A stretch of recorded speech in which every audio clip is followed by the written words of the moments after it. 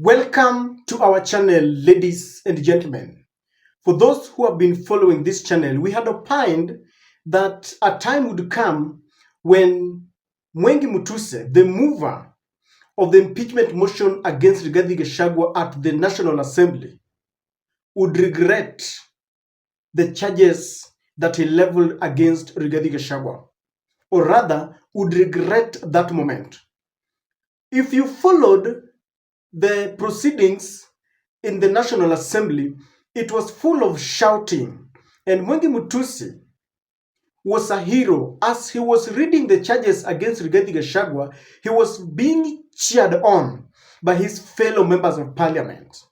But things were different today when Mutuse took a center stage and was faced away from the members of parliament who were cheering him on.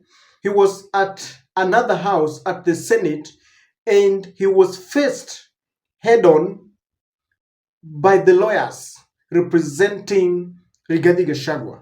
And if you followed the proceedings, Mutuse, moved from being a hero to a villain because he was not able to prove the allegations that he leveled against Rigathi Gachagua.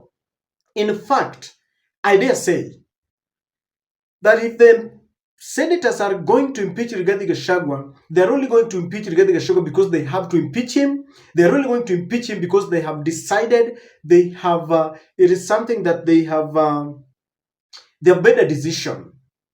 And I know with matters law, we cannot conclude yet because we only listened to one side of the coin. Tomorrow, we will listen to the other side of the coin, and Otiende Amolo and the group representing the National Assembly will also cross-examine, or put pile pressure on Rigathi Gachagua and his legal team to prove otherwise the allegations that they have leveled against Rigathi Gachagua.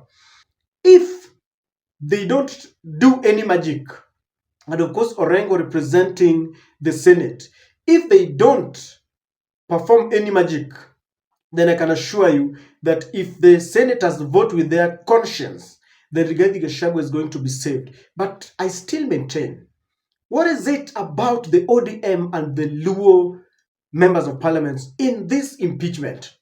Because we have got about 3 lawyers representing the National Assembly. 2 of them are Luos. Otiende Amolo, a renowned lawyer, sharp lawyer. Opondo Kaluma, another legal mind. Those are 2 from ODM and from the Luo. And of course, we have the JLAC chair, Murugara. Then Mutuse was the mover. Then in the Senate, you could see how the speaker was very biased in his ruling. He has allowed that Orengo be the one. We have very many lawyers.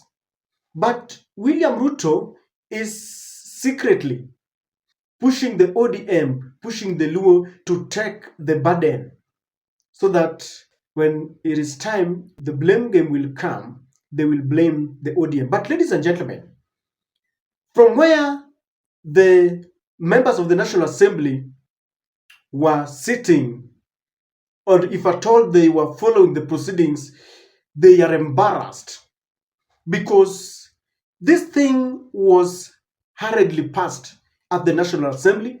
Those who wanted to maybe say something in support of the deputy president were harassed.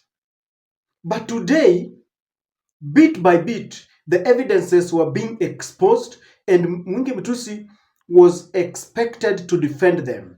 I can assure you that it was difficult for him. The Swahili say ukistaajabu ya Musa utaona ya Firauni. This mover of this motion stood before the National Assembly and said, just believe me for this statement as it is. The first joke. The second joke, the National Assembly actually believed him. One of the most frustrating things about preparing for such a hopelessly conceptualized, hopelessly crafted, and hopelessly presented case is that you begin doubting yourself because you begin wondering, what am I not seeing? The values will get 5.2 billion. I will also be telling you what, in my view, are the values of some of the properties. Oh, what in your view are the values of some of the properties? Yes. You have graduated from a lawyer to a valuer now, isn't it? Let me start by asking this question. It is your claim that the deputy president has amassed a humongous property portfolio estimated at 5.2 billion shillings. Yes, it is our allegation, and we have justified it in our evidence in chief. Who gave you this value of 5.2 billion? We said estimated at 5.2 billion, and we have. Yes, who gave you that estimate value of 5.2 billion? We have made the additions. Sorry? It's a matter of additions. So you are saying that when we take you through these values, you will get a property value of about 5.2 billion. Approximately 5.2 billion, yes. You said you made the additions. Additions result into a definite figure, Mr. Mutuse. Although you are a lawyer, mathematics are pre-qualification for studying law. There are two things. One, there is the. Are you saying that when we do those additions, we will get 5.2 billion? There is the stated value in the sale agreements and in the acquisition documents. That's what I'm saying. Are you saying when we add those values, we'll get 5.2 billion?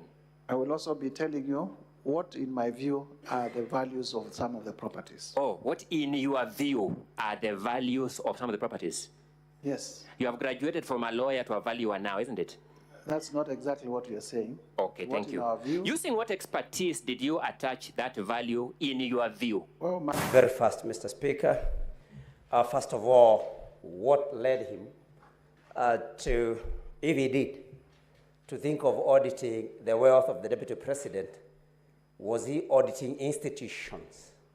And if he was auditing the presidency, would he kindly tell us also about the wealth of the President? Number two, Mr. Speaker, who did this particular motion for Honorable Mutuse?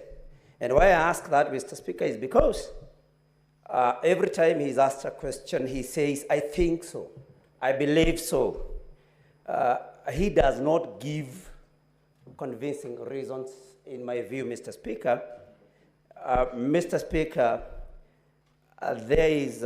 he has listed several companies.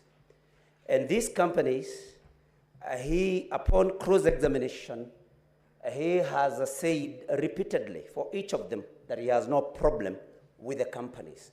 Apart from saying that he thought that there was an intention to use them for money laundering and some other corrupt activities, Mr. Speaker.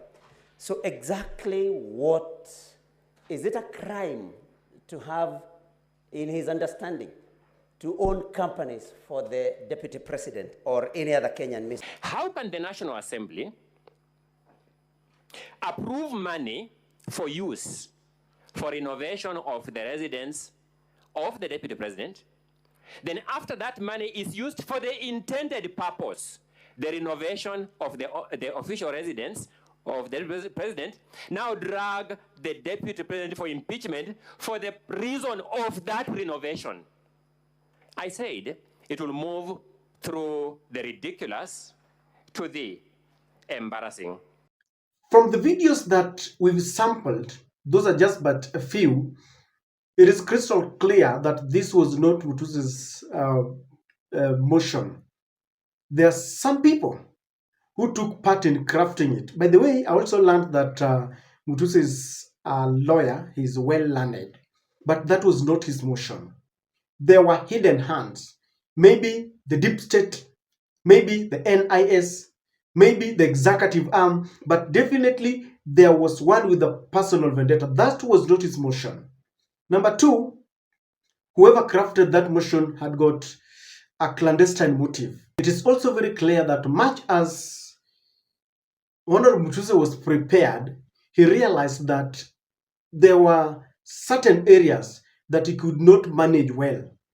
He was goofing and he was fumbling, and it has really embarrassed and exposed the National Assembly.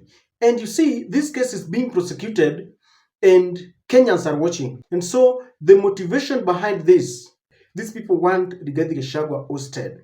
And if the Senate would have the same mentality that the National Assembly had, where Rigathi prosecuted this case, but they would not listen to him, it was decided it would be very bad. Kenyans listened, and in fact today, there are jokes and caricatures being made about Mwingi Mutuse. They're saying this guy underestimated the doc.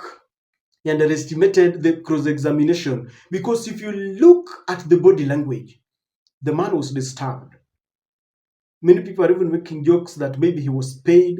Because at some point you realize there was a question of who will introduce this motion, who will move it. At some point, I heard it was Opondo Kaluma.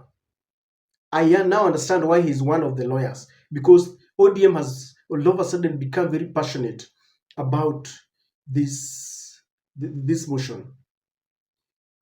Whoever pushed Mwingi Mutuse to be part and parcel of this, he's really crucified this guy. Of course, he has really trended. No one, he was not known so much. We didn't know so much about him. He has really trended, but that seat was hot. We want to wait and see what will happen tomorrow, because this was just part of it. In fact, I'm interested in the part where they say that he took away wealth that belonged to his brother after the brother was dead. Those are serious allegations, and I want to hear that. But if at all, if what happened today is anything to go by, then he won. This is the first leg of this match, and Rigathi has won 10-0. We're waiting for tomorrow. Of course, there are other legal minds representing the Senate and the National Assembly. We are waiting to see. And as I repeat, if they don't pull a magic, it's going to be very difficult for Rigathi Gachagua to be impeached. Lawyer Ahmed Nasir was saying that if this case gets to the court's level, then any sober judge would nullify an impeachment based on the allegations. I don't know what you think if you followed it, but I think the National Assembly is embarrassed. They rushed through. They were cheering on their mover. Today, they were not there to cheer him on. It was evidence against the allegations. And that is what I've been waiting for, so that we don't just crucify leaders.